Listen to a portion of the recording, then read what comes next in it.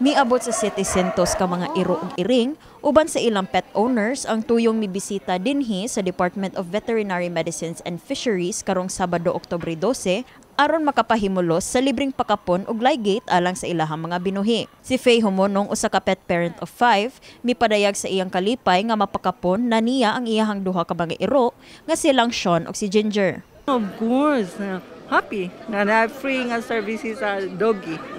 Actually, I have 5 dogs. Ang usa ray nakakuan kaya ang usa gamay pa man siya, di man pwede. Matud sa DVMF, miabot sa 222 ka mga iro ilahang nakapon og ligate ni atong Huwebes, Oktubre 10, samtang anaa sa kapin 625 ka mga iring ni atong Biyernes, Oktubre 11. Igo lamang mobayad og 200 pesos isip registration fee ang mga pet owners aron mapakapon og malaygate ang ilang dala nga mga iro ug iring. Mibutyag ang pango sa DVMF, Dr. Alice Otlang, nga wala siya nagdahom sa kadaghan nga mitunga nga mga pet owners sa ilahang opisina. So as early as 7 pa, 400 na. Pagka alas 8, 700, karon 700, no? So mao na nga ni balibad na gyud mi na daghang na lain na suko kay ang uban taga Lagyo, na taga tap in tawon. Gingnan namo, you can pay, register, pero you have to kuan na lang konsita sa naing week na lang the same gyapon among i-offer, no? So bali na ay Lunes ug Martes ug sa sunod na pud nga semana. Gani bisag libre ang serbisyo sa DVMF, nagpahungaw si Otlang nga nakasinati gihapon sila og mga scammer sa pagpatuman silang programa. Siya nagdala og 200, ningon sila nga, why 200? Ngano 200 maning niya?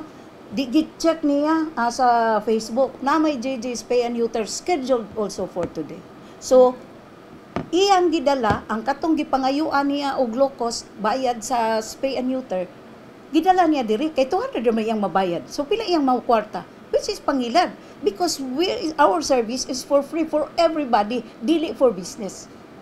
Serbisyo, dili negosyo. Mibutyag sab ang director sa Island Rescue Organization, si Annalyn Aispuro, sa kamahinungdanon sa pagtimaan sa Animal Welfare Month karong Oktubre.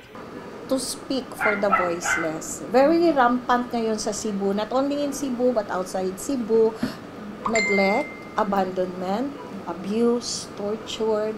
So, since our advocacy is to help the strays, no, to educate public about responsible pet ownership, we are the voice of the voiceless. Kini si Eliza May Piñaranda, alang sa My TV, Cebu.